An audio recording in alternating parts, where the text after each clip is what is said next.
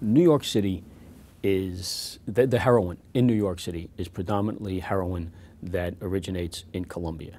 97% of all the heroin on the streets of New York City originates in Colombia, which is quite different than the 1970s when Southwest Asian heroin, or heroin from areas such as Afghanistan, was the predominant heroin on the streets of New York City.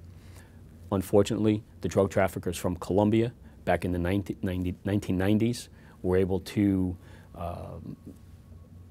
generate and perfect their production of heroin.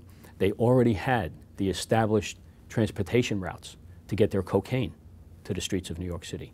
And they actually created the market in New York City for their heroin. Again, you go back to drug trafficking being a business and a business model. They perfected the production of heroin, and they started small. With their cocaine distributors in New York City, they would give them a kilo of heroin and tell them, listen, just get rid of it. Give it out as samples if you have to. Just give it out. And slowly they created a heroin user population for their heroin in New York City, and they currently dominate the market, not only in New York City, but the eastern part of the United States is basically dominated by Colombian heroin.